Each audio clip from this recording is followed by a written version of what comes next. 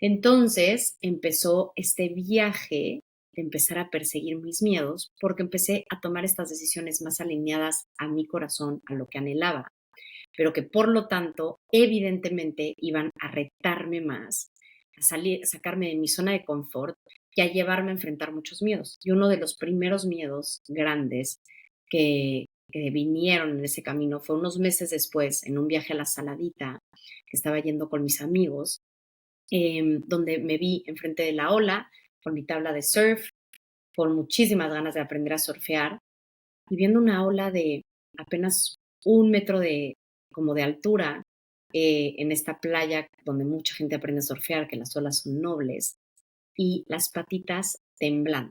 Yo cuando tenía 8 años me revolcó una ola en la bahía de Acapulco y me salió arena de orificios que ni sabía que tenía mi cuerpo, ni mi traje de baño, y desde entonces le agarré pánico al mar. Pero, parada enfrente de esta ola, viéndola como a los ojos y con mi tabla, me quedó súper claro que si yo no me clavaba en esa ola, al igual que si no iba a este viaje, aunque fuera como con un grupo de amigos que no procuraba, pero pues que me caían bien y iban a ir a surfear, como que fue ahí, ¿no? Desarrollándose este musculito y dije, tengo que correr a esa ola porque si no voy a dejar que mis miedos controlen el rumbo de mi vida, controlen lo que yo quiero hacer. Y entonces me acuerdo perfecto de decir, bueno, venga, agarré la ola, ni siquiera es una playa donde entres corriendo, entonces fui lento entre las piedritas, me clavé en esa ola y se los juro que la sensación que sentí en ese momento fue como si se hubiera parado el tiempo. De verdad que fueron unos segundos que se sintieron minutos como en cámara lenta. Y estando abajo del agua, se veía el reflejo del sol atravesando el agua, ¿no? Como con estos rayos preciosos, las burbujitas. Obviamente abrí rápido los ojos para ver si no había un tiburón o si no venía otra ola a arrastrarme, ¿saben? O sea, mi mente estaba en el miedo. Y para mi sorpresa fue la escena más bonita, pececitos lo suficientemente lejos para no salir corriendo de regreso, estos rayos hermosos, las burbujas de las olas, se paró el tiempo y me acuerdo de salir y correr a la cafetería en la que estábamos allá al lado de la playa, donde yo tenía mi libreta, que siempre tengo una libreta como del momento, y escribir directamente, que jamás se te olvide que cuando cruzas un miedo, el universo entero te abraza. Entonces a partir de ahí como que se empezó a volver un estilo de vida en mí, empezar a perseguir mis miedos, sin saber lo mucho que iba a ir descubriendo en el camino. En un mundo tan insanamente cuerdo, son los locos quienes tienen la valentía de dejar el camino del deber para seguir el camino del ser. Bendita Locura pretende ser ese puente entre uno y otro para no perdernos en medio. Soy Lupe García de Vinuesa y deseo con todo mi corazón que este espacio te regrese a ti, a liberar esa bendita locura que tanto el mundo necesita y que tiene las respuestas de tu corazón para que construyas la vida auténtica y mágica que mereces.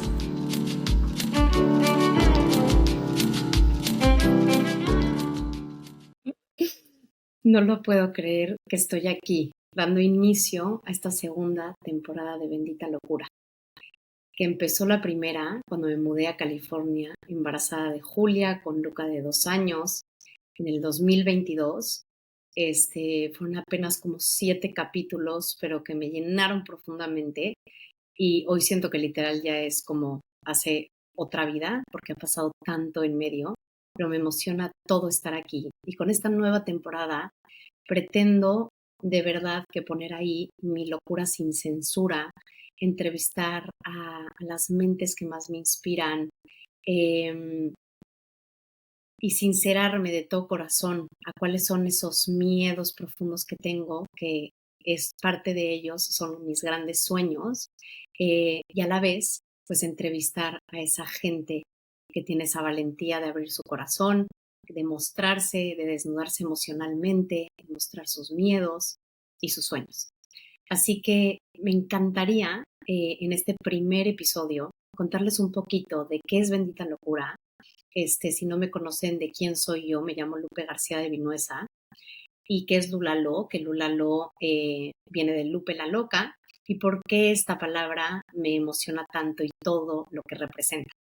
Pues yo en el 2012 toqué fondo sin siquiera imaginarme que estaba cayendo, porque normalmente llegamos a una crisis existencial cuando vamos cayendo, pero yo no sospechaba que estuviera cayendo porque había crecido teniéndolo todo entre comillas, una familia unida, con mis 5 hermanos, mis papás súper cercanos y amorosos, primos, viajes, educación, casa, y por lo tanto no me imaginaba que tuviera como sufrimiento dentro de mí. Pero en ese año cerré, antes de la Navidad del 2012, el libro de los 4 acuerdos, acostada en el pasto de casa de mis abuelos, en una bajadita como muy representativa de nuestra infancia ahí. Y cuando cerré ese libro, o sea, me corrían unos lagrimones y una sensación de alivio que jamás había sentido, que para mí fue muy, muy claro que esa sensación de alivio tenía que representar algo mucho más profundo, de un dolor o un vacío, pero no tenía ni idea qué era, por lo mismo que les cuento, de yo creer, tener una situación privilegiada, no permitirme ver mi dolor por decir, no puedes ser una desagradecida, tienes que realmente valorar lo que tienes, pero le di cabida, ¿no? A decir, bueno, chance y el que salga los fines de semana y beba con mis amigas y termine algunos días borracha y buscando estar borracha para netear y platicar de cosas profundas, sea algo más, ¿no? Eh, Además, unido a eso, ese año yo cumplía 25 años y había sido la fecha en la que mis papás me habían tenido. Entonces, de chiquita, de alguna manera, en mis análisis, había concluido que pues sí, me sentía un poco perdida, al menos a los 25, cuando ya fuera adulta, por cómo ellos me enseñaban, ¿no? Que parecía que tenían todo resuelto y que sabían de qué iba la vida, pues entonces yo ya iba a entender de qué iban las cosas. Y estaba llegando a los 25 y jamás me había sentido más confundida, más perdida, más insegura, por no decir más pendeja. Y entonces, pues esto sumó, ¿no? Me di esta oportunidad de decir, hay algo que no tiene, o sea, que tiene que, pues no estar funcionando. Conforme fui como siendo honesta en esto, entonces me di cuenta que tenemos estos síndromes, ¿no? En el que nos encanta mostrarnos como los adultos superhumanos y no mostrar nuestras carencias, cosa que de niños, pues vemos a esos adultos que aparentan tener todo resuelto y entonces cuando llegamos a la adultez y nos sentimos confundidos o perdidos, nos sentimos aún más solos.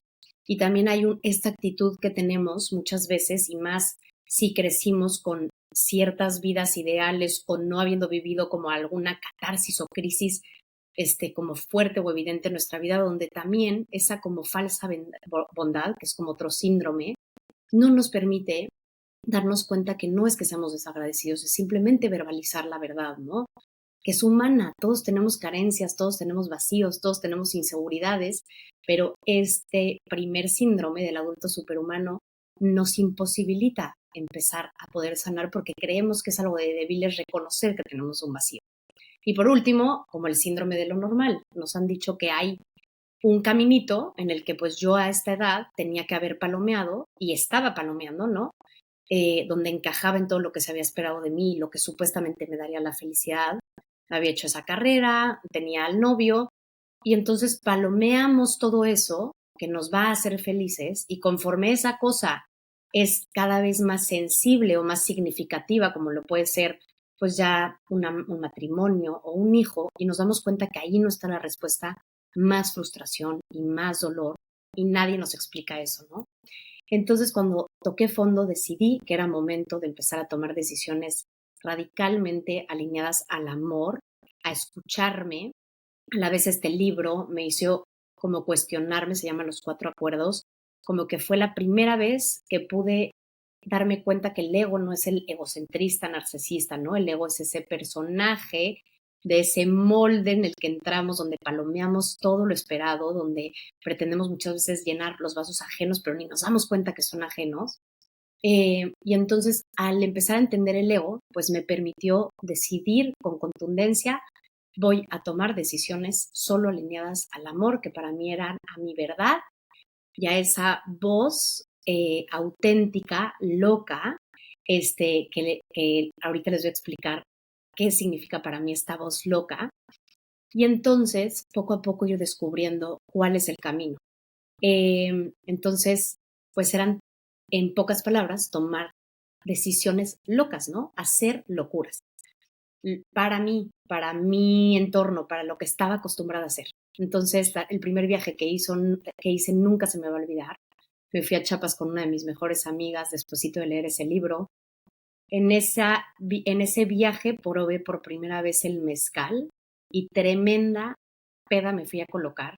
Nunca en mi vida había estado tan borracha, real. De hecho, yo no sé si han probado el mezcal, pero el mezcal, no sé, tiene como algo más.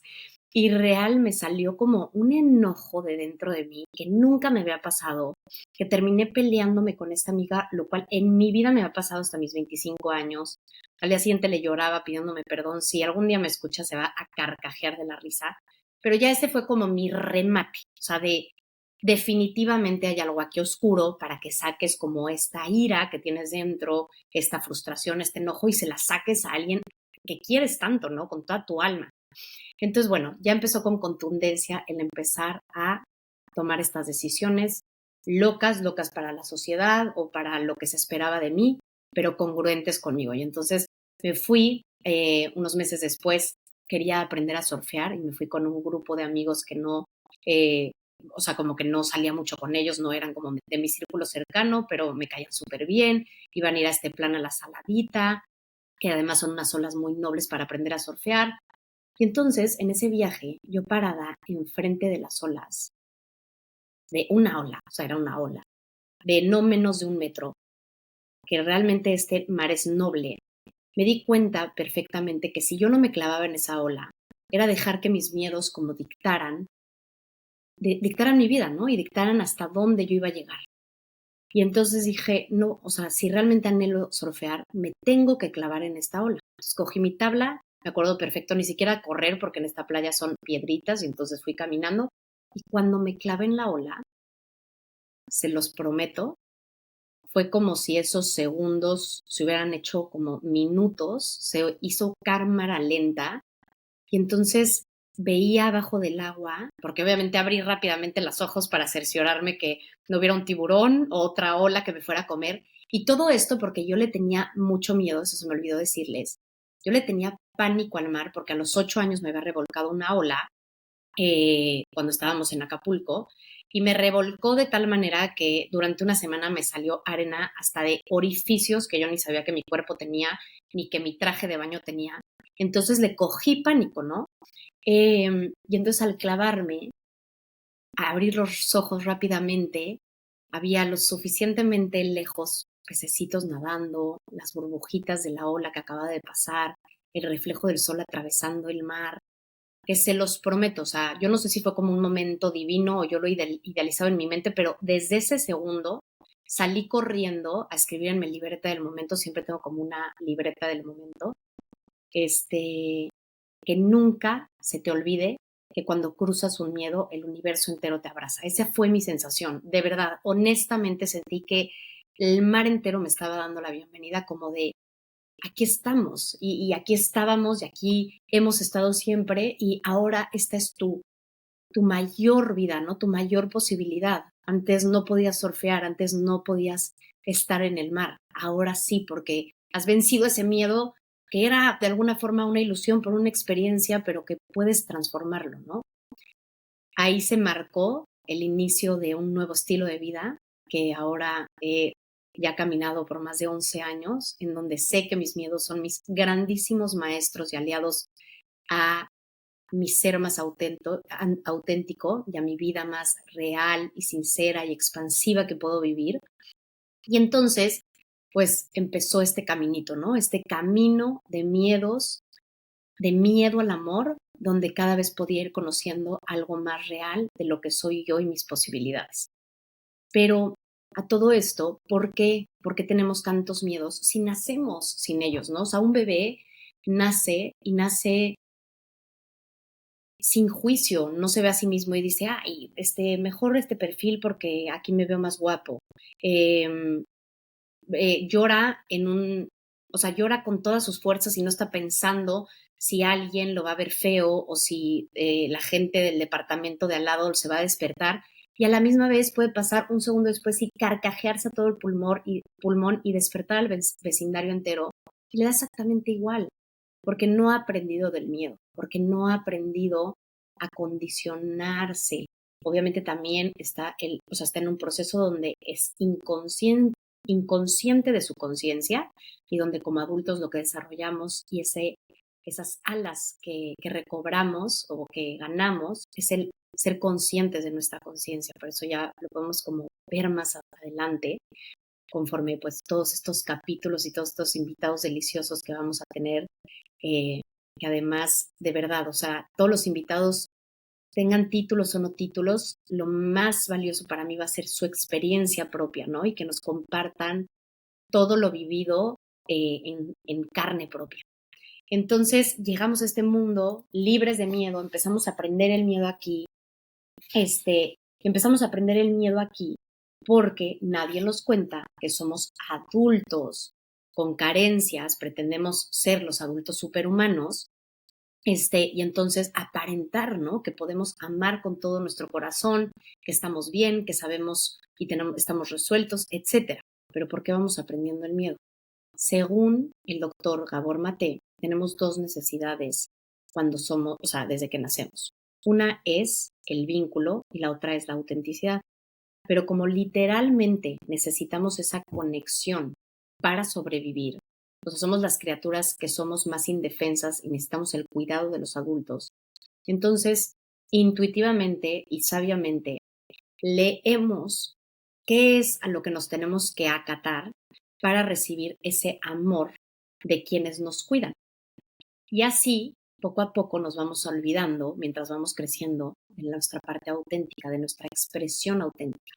Porque dependiendo el círculo en el que nacemos, dependiendo ese vínculo primordial de nuestros papás, de esas creencias que ellos tienen, de nuestra familia y círculo social más cercano, nosotros leemos cuáles son esas reglas del juego a las que nos tenemos que acatar para recibir ese amor. ¿Y por qué tenemos que acatarnos a unas reglas del juego? ¿Por qué? Porque somos adultos, que no somos superhumanos, porque somos adultos con carencias que fueron nutridos los corazones con otras carencias y otros condicionamientos. Y por lo tanto, al no recibir un amor incondicional, nos vamos callando porque en todo el mundo tenemos diferentes grupos sociales que han sido construidos con diferentes creencias, valores, y dependiendo de ese entorno al que llegamos y las creencias que hay en ese entorno, se ha etiquetado como bueno o como malo ciertas cosas y se espera que entremos en un molde que es el que debe ser, ¿no? En el que si entramos ahí vamos a recibir ese amor que es condicional porque es necesariamente carente porque es humano. Entonces es ahí donde, por eso es tan importante como humanos ir reconociendo que tenemos carencias y que desde esas carencias hemos sido nutridas por corazones que tienen otras carencias y que utópicamente una persona que pudiera amar con todo su ser sin condiciones sería solamente el corazón de una deidad que ha sido nutrido por otra deidad que no tenía carencias, cosa que no va a pasar en ninguno de nosotros que tengamos una piel. Entonces es voltear para atrás a nuestra historia, honrar quienes han sido nuestros abuelos, nuestros papás, entender que muchas veces sus historias y el momento de la historia que han vivido y los condicionamientos de la historia que había en ese entonces han sido mucho más, mucho menos privilegiados que los nuestros. Y que aún así, mi abuela, que nació en la guerra y fusilaron a su papá, lo que pudo entender de lo que era el amor y el amor que daba y esa aceptación total que daba era toda la que tenía, aunque hubiera sido un 50%. Y ese era su vasito de amor que ella tenía. Y ese 50% trabajó tanto en sí misma que lo creció a un 60 y le dio a mi papá un 60. Y mi papá le llegó al 60 y lo convirtió en un 70. Y a mí me llegó un 70. O podemos también, con nuestra libertad, de crecerlo, ¿no? O sea, ahí está nuestra libertad. Pero la mayoría de las veces estamos evolucionando todos juntos y es voltear a ver a nuestros antepasados, honrar, agradecer Entonces voltear hacia adelante, pero sabiendo que necesariamente fuimos criados con corazones rotos, con corazones con vacíos, con corazones con miedo. Y está bien, porque somos humanos. Entonces lo que hace este condicionamiento del amor es que censuramos ya nuestra voz auténtica, porque con tal de recibir ese amor para poder sobrevivir. Y entonces nos metemos en este molde del personaje que pretendemos ser, y también hacemos el perímetro del molde de lo que tiene que ser nuestra vida. Y obviamente todo esto es lo que es válido, que es lo palomeado, lo que está bien, y siempre con esta mente dual, que además venimos de una cultura judio-cristiana que nos ha dejado clarísimo que todo lo que es bajo, emociones bajas, deseos bajos, es algo indebido, indeseable. ¿Por qué? Porque aspiramos a ser deidades, lo cual va creando una ansiedad dentro de nosotros y una exigencia dentro de nosotros que crea una lucha y una contractura mucho más polémica, que solo genera más caos, y por lo tanto esa actitud o esa emoción que queremos trascender solo se multiplica porque no hay amor. Y yo una tras otra vez, cada vez que, o sea, desde que empezó este recorrido de caminar y entender los miedos como el amor que son en verdad, disfrazados, entonces volteamos a ver esa humanidad en nosotros, esa actitud que queremos trascender con amor, la abrazamos genuinamente haciéndola nuestra, validándola. Y es ahí donde cesa la lucha y es ahí donde hay la transformación. Por eso esa es la alquimia del amor, entender que todo lo que es y todo lo que existe es amor. Amor con diferentes formas, con emociones bajas, con deseos bajos, pero cuando deja de ser negado, entonces es que puede ser transformado. Y es aquí cuando ya podemos ir a dejar de pretender, ¿no? Pretender ser unos adultos superhumanos que podemos con todo. Y cuando dejamos de pretender y abrazamos esa sombra, entonces empezamos a encontrar el propósito de esa sombra, a encontrar el propósito de esas emociones bajas que tenemos, de qué es lo que nos quieren decir, de que la envidia no es algo indeseable en nosotros, sino que a mí no me da envidia un buzo que baja kilómetros abajo del mar, porque no me interesa, no está en mi llamado, no está en mis deseos. Y cuando dejamos de pretender es que entonces empiezan a salir todas estas pistas dentro de nosotros de miedos, de ver al otro y el conflicto con el otro o con lo que existe como oportunidades de donde hay más resistencia. A mí me encantó que cuando empezó este viaje para mí de perseguir los miedos y usarlos como mis maestros, empecé pues a leer eh, todo tipo de lectura y de autores que hablen de autoamor. Y Jung, que fue el primer psicólogo en contemplar al ser humano como un ser transpersonal que tiene un espíritu, que tiene la parte de su alma. Entonces, tiene una frase él que me fascina que decía, todo lo que resistes persiste, por lo que niegas te somete, lo que aceptas te transforma. Y esta frase para mí es brutalmente significativa en ese regreso a nosotros, porque solamente en dejar de juzgar nuestros miedos, nuestras inseguridades, es que entonces podemos voltear hacia atrás, ver que tenemos un vacío por el cual construimos una vida desde ese molde, y por lo tanto entonces podemos ir cuestionando todas esas creencias y aprender desaprendiendo todo lo que no esté alineado al amor, todo lo que no nos hace evolucionar, todo lo que no nos hace ser más compasivos, más expansivos, sí, transformarnos. Cuando hay transformación es que realmente algo está cambiando. Entonces, el solamente permitirnos que haya ese vacío ya va logrando todo este proceso. Cuando decidí perseguir mis miedos, y aquí les quiero contar el que fue uno de mis más grandes miedos, el irme a la India. Cuando salí por primera vez con mi novio de ese entonces, que ahora es mi esposo, estábamos saliendo del lugar donde habíamos cenado y me acuerdo que me preguntó ¿cuáles son tus planes cuando acabes la carrera? Yo llevaba 7 años haciendo la carrera porque me creí la creencia de ser mala estudiante, una creencia basada en el miedo, por no tener aptitudes de ser buena aprendiéndome cosas de memoria. Hoy sé que puedo hacer, o sea, aquí tengo mi speech, lo tengo todo con dibujos, con colores. Hoy sé que soy visual.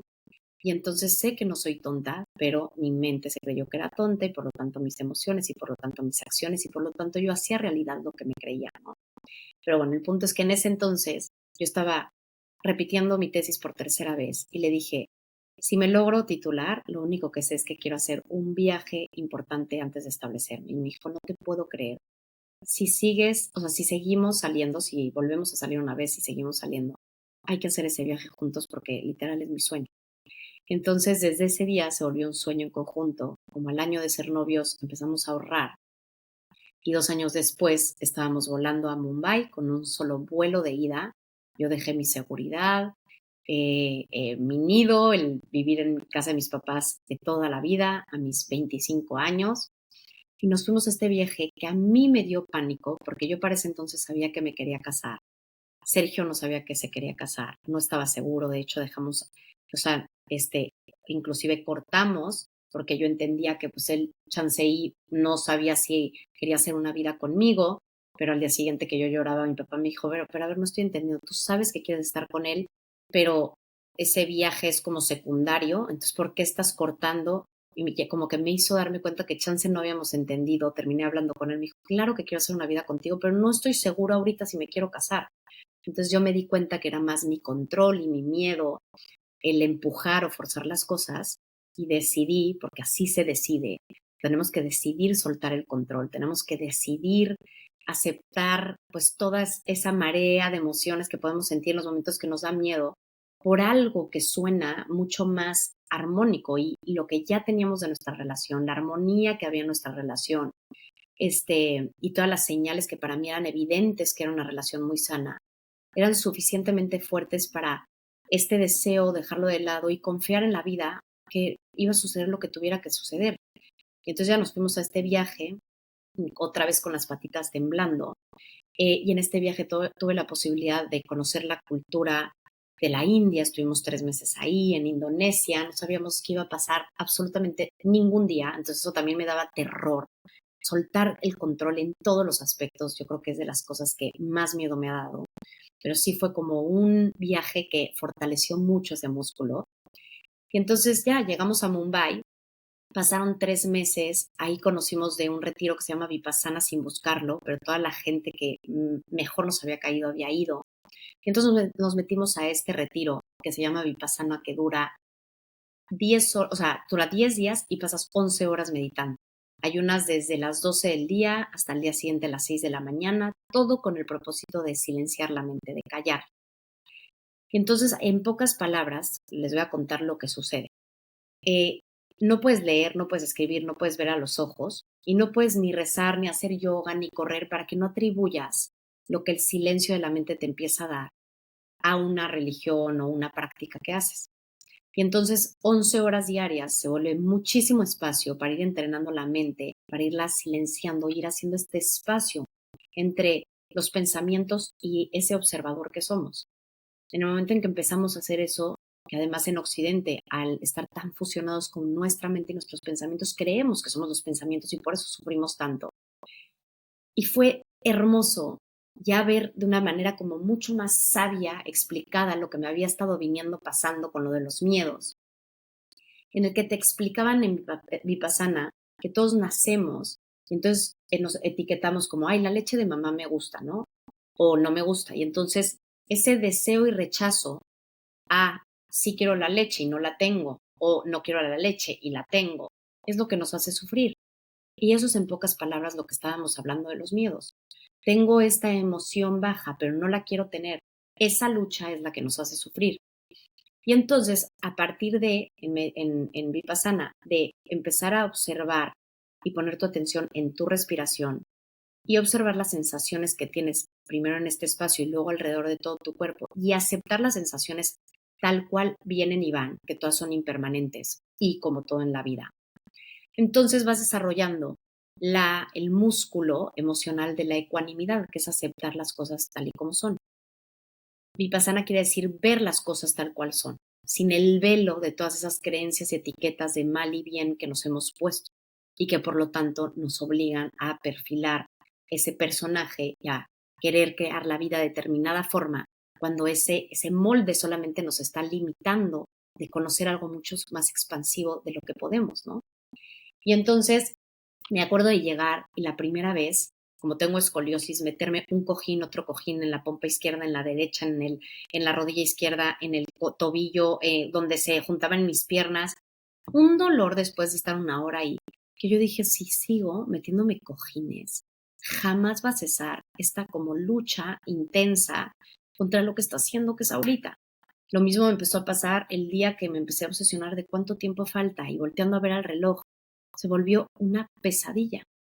Y entonces se volvió muy evidente cómo era necesario esa aceptación para no pasarla tan mal. De hecho, yo que tengo escoliosis y tengo muchos nudos en la espalda, yo entré a ese retiro como toda mi vida yo había logrado tocar el piso como solamente mis dedos hasta acá. O sea, parada, me agachaba y tocaba el piso poniendo apenas esta parte de mis manos.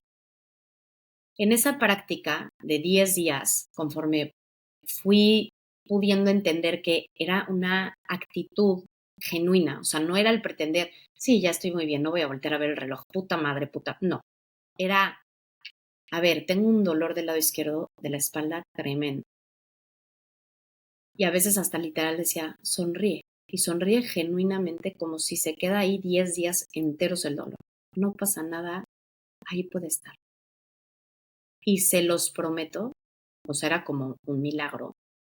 En el momento en que lograba esos momentos lúcidos de aceptación incondicional, entonces se deshacía la bola de la espalda. No se los exagero, lo sentía perfecto. A veces hasta me temblaba un músculo de estar mi atención ahí y como aceptando, me dolía. Hasta hablaba con el profesor y me decía, es normal. Y entonces me temblaba el músculo y de repente como que se sentía que se deshacía esa tensión.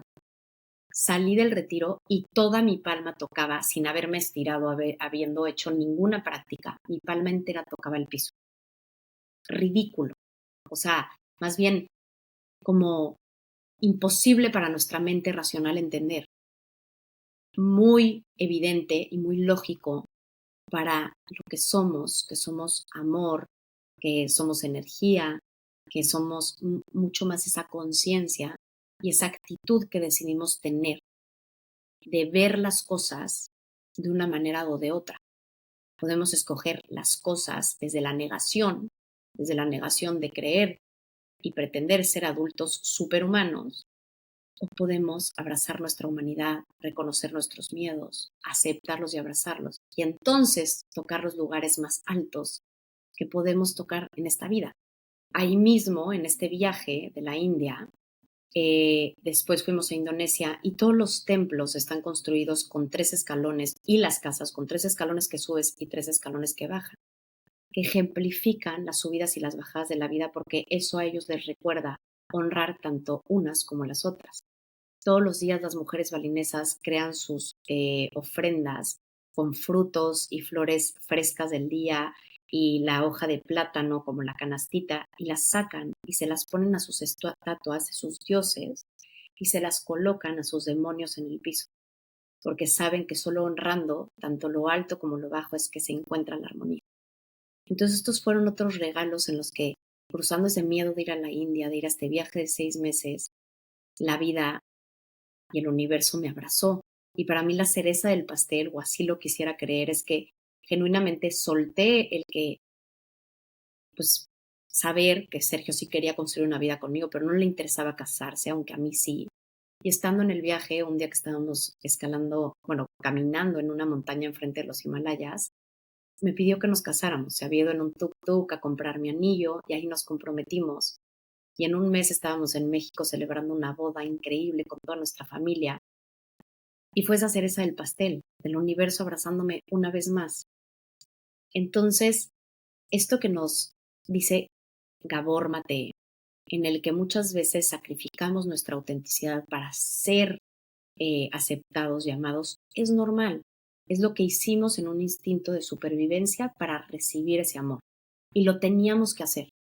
pero lo que sucede es que nos quedamos en ese personaje, nos quedamos con esas creencias, con esas etiquetas en la vida adulta y muchas veces solo queremos crear la vida como nos dijeron, que ese es el deber ser, ese moldecito, tanto de como una galletita de jengibre, somos nosotros el personaje, algunos el personaje nos lo hemos comprado como el perfecto, otros como el pacifista, el otro como la artista, la racional, la precavida, la amable, y también modelamos de cómo tiene que ser nuestra vida.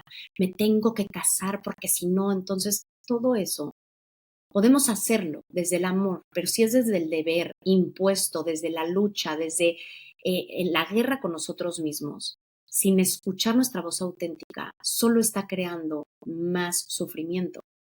Entonces, ir del deber ser, que es todo esto, ¿no? Con ese perímetro al ser, es irnos dando cuenta que ese molde cada vez se expande más. ¿Y cómo lo hacemos? Yendo de escuchar todas esas voces ajenas que hicieron el perímetro, de miedos ajenos, de voces externas. Y entonces darnos cuenta que muchas veces cuando cruzamos ese miedo de irme, de no haberme casado, no era mi miedo. Sí, viví todas las emociones densas y dolorosas, pero no me correspondía y en verdad por ahí no iba mi vida. Entonces vamos dándonos cuenta que lo que antes nos hizo sobrevivir, hoy literalmente nos está matando y por eso es tan importante ir utilizando estos miedos como maestros y tomar acción en base a lo que anhela nuestro corazón y esa voz loca. Entonces ahí recuperamos, como dejamos de negar esa sombra que está metida, que es eso que socialmente tacharon y nos dijeron eso es malo, eso es indeseable. Entonces lo vemos, recobra el propósito. Vemos que esa envidia que yo no siento por el buzo, perdón, eso creo que no se los terminé de decir, pero que yo no siento por el buzo porque no me interesa, porque no está en mi llamado, pero sí lo siento por una amiga que escribe un libro porque me gusta comunicar, porque siempre he sido una parlanchina. Entonces solo me está hablando de algo que está en mis anhelos, que está en mi potencial, que está en para lo que yo fui creada y que lo tengo que poner ahí, ¿no? Entonces, hagámosle caso a eso. Yo saliendo de Vipassana, tuve una catarsis durísima donde le dije a Sergio, no me puedo creer que me acabo de graduar. Amé el trabajo en el que estuve de arquitecta de interiores, me titulé como arquitecta de interiores. Y de verdad que es una de mis pasiones. Pero después de Vipassana, en ese silencio me quedó tan claro que nunca iba a ser la carrera que me iba a llenar el alma, pero sí el desarrollo personal. Y nos íbamos a ir a vivir a Edimburgo a estudiar la maestría de Sergio. Y le dije, allá voy a hacer un curso, no sé cuál, para averiguar qué es, pero sé que es algo de desarrollo personal. Entonces entré a un despacho de arquitectos, o sea, de arquitectura, primero tiempo completo, y luego empecé, o sea, ya descubrí, o sea, hice un curso de coaching donde descubrí que quería volverme coach de desarrollo integral, y entonces les pedí, oigan, ¿puedo tener medio tiempo muerta del miedo, con las patitas temblando, para poderme pagar esto que me muero de ganas de estudiar porque quiero que sea mi nueva carrera? Por supuesto, y hasta me dieron las vacaciones del año completo cuando ya ni había estado un año completo. Y entonces ahí empecé a estudiar. Y el día que me titulé como coach y que tenía que empezar mis prácticas, me hicieron como, o sea, ¿cómo fue? Como un café donde me pidieron que les presentara qué era el coaching. Entonces les hice esta presentación y luego hasta hablé con los directores para ver si hacía mis primeras prácticas ahí en la oficina, que luego no se concretó. Pero acabando esa plática, literalmente entraron con flores, con bebidas, y hicimos como una fiesta en el despacho de arquitectos para la nueva carrera de la niña que llegó hace 6 meses de México en Edimburgo. Entonces, díganme si eso no es que el universo entero nos abraza cuando cruzamos ese miedo ajeno de voces externas, porque nos escuchamos a nosotros y a nuestra voz auténtica. Es verdaderamente, o sea, vuela la cabeza, pero es verídico. Por eso, en este proceso de regresar a escucharnos, tenemos que reaprenderlo y por eso es tan importante recriarnos, empezar a vernos, a escucharnos, a pronunciarnos y a tomar acción en favor de nuestra verdad. En esas 3 dimensiones que tenemos como seres humanos, que es el logo de Lulalo, donde es mente, emociones, cuerpo, que son como las partes donde se intercalan 3 círculos. Está nuestra mente, nuestras emociones, nuestro cuerpo. Entonces depende yo qué pienso de mí, es cómo me siento de mí y por lo tanto cómo actúo. Yo me había creído que era tonta, entonces digo puras tonterías, me siento como tonta y luego digo puras tonterías cuando voy a hacer mi examen y repruebo y entonces hago verídico lo que era primero una creencia. Entonces ahí se empieza, ¿no? A ir depurando cuáles son esas creencias, a aprender desaprendiendo todo lo que no está alineado al amor y permitirnos descubrir, y por eso es descubrir, o sea, estaba cubierto todas esas posibilidades y expresiones de nosotros que no conocía. Y de hecho, años más tarde, cuando les digo que empecé Bendita Locura, yo siempre había querido tener a mis hijos en casa, pero no me atrevía. Y llegando a Estados Unidos, la atención que me habían dado los médicos en los ginecólogos a los que fui fue tan poco humana y personal que dije es el momento en California de tenerlo en casa. Pero en ese proceso yo descubrí que tenía millones de miedos y fui haciendo muchísimo trabajo terapéutico con la midwife de ir descubriendo todos esos miedos que tenía ocultos, ¿no? Cubiertos. Y entonces poco a poco se fue transformando esos miedos en confianza hasta que, bueno, llegó el día, estaba a punto de, o sea, ella estaba metida en la tina para parir, se le bajó un poco el ritmo cardíaco, me dijo con toda la calma, es mejor ir al hospital, nos fuimos al hospital y por eso lo más importante siempre es la aceptación de saber que lo que es siempre perfecto para el bien mayor. Y entonces ya empacamos, nos fuimos al hospital. El punto es que todo salió muy bien, dentro de que había sido un parto back labor, donde ella estaba girada y fue muy doloroso. Y como me iban dando esperanzas de que se iba a girar, pues yo seguía sin epidural, hasta que cuando ya dije, no puedo más, ya era como muy tarde, pero fue hermoso poder tenerla sintiendo todo.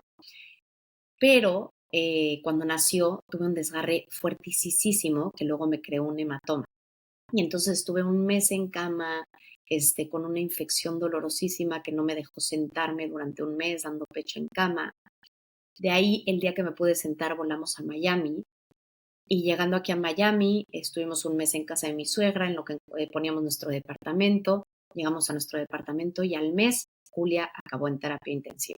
Una semana entera con un virus que luego se convirtió en una neumonía. Y ahí fue donde todo esto no se los cuento porque, los miedos, qué divertido y qué padre, al revés.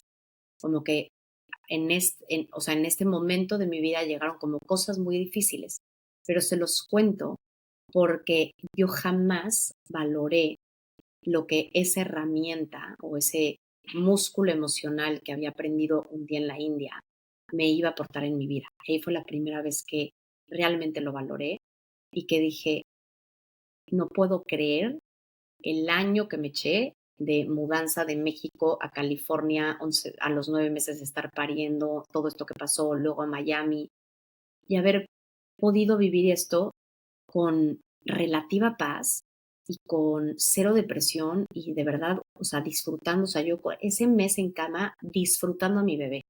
Entonces, esto lo digo porque vuelvo a enfatizar en la importancia de abrazar todo eso que nos han dicho que es lo malo, de soltar la ilusión de que la vida debería de tener una forma y de que la vida debería de tener un orden según nuestros parámetros. Entonces, que cuando aprendemos a respirarla y a aceptarla como viene, nos damos cuenta de esa impermanencia que viene y va, y al no resistirnos a algo que está sucediendo, entonces es que esto puede desaparecer. Cuando yo luchaba de quiero que se vaya este dolor de la espalda, solamente se incrementaba. Cuando yo luchaba con quiero que pase el tiempo más rápido, solo se incrementaba. Cuando yo me ponía un cojín más en las rodillas, solo el dolor se incrementaba. Y así lo traducimos a todo lo que vivimos en la vida. Por eso, en un mundo tan insanamente cuerdo, son solo los locos quienes tienen la valentía de dejar el camino del deber para seguir el camino del ser. ¿Y cómo se va dejando ese camino del deber? Sin juzgarlo, viendo ese contorno de ese moldecito de la galleta de jengibre o de cómo queremos perfilar nuestra vida sin juicio y tomándolo como pistas y tomando acción en lo que realmente anhela nuestro corazón, sabiendo que nos dará miedo, sabiendo que nos temblarán las patitas, pero que si nos acercamos y damos ese paso detrás de la ola, el universo entero nos va a abrazar. Por eso Bendita Locura pretende ser ese puente que nos regrese a ser esos niños, porque esos niños, esa voz loca dentro de nosotros, que quiere decir libre, original, curiosa y amorosa, es nuestra esencia. Dentro de todos nosotros vive ese niño espontáneo, gozoso, divertido, elocuente, confiado, que sabe las respuestas de hacia dónde tenemos que ir, que cuál es ese el siguiente paso que tenemos que dar. Y lo más increíble de todo esto es que eso que anhela nuestro corazón, eso que más anhela nuestro corazón, es el lugar más preciso. Entonces, que podemos construir esa locura de vida no solamente en un área, en nuestra vida profesional. Merecemos esa locura de vida en cada una de las áreas de nuestra vida. Merecemos esa locura de relación, merecemos esa locura de salud, merecemos esa locura de vida espiritual, merecemos esa locura de vida abundante y de economía. Así en cada una de las áreas de nuestra vida. Y cada uno en esos anhelos que tenemos, darnos cuenta que no es casualidad que existamos, porque hoy yo estoy hablando aquí y ha habido cientos de gentes que ha hablado de este tema, y sin embargo a ti te está llegando este mensaje porque mi energía, mi historia, mi forma de pensar, mis miedos, chance, se relacionan con los tuyos, ¿no? Y se parecen. Entonces es por eso que cada una de nuestras vidas tiene un propósito inmenso de ser, y de hecho que el propósito de la vida misma es tu vida. O sea, te tiene aquí, o sea, hoy en este orden perfecto de la vida, se está cayendo esa hoja del árbol y está muriendo no sé quién y están haciendo no sé quién, y tú estás aquí con esos anhelos porque tienen un propósito de ser. Y que si no lo pones allá afuera, por más que existan 10,000 veces ese libro, 10,000 veces ese tipo de empresa, con tu energía, con tu historia, con tus miedos, solamente en cómo tú lo transmitas va a llegar a otras personas. Entonces, no es uno más, eres tú. Jamás en el mundo va a haber uno más parecido a ti. Y por eso, escuchar esos sueños y a la vez usar los miedos que en el camino se van presentando como esos guías a esos sueños, es lo que te va a permitir vivir y construir esa locura de vida que mereces. Y es por eso que en este podcast entrevistaré a los más locos de todos. A esos que saben que sus miedos son sus grandes maestros, a esos que saben que su vulnerabilidad es su verdadera fuerza, y esos que saben que sus sueños son su lugar más correcto. Y les haré esas preguntas incómodas que también me las hago a mí.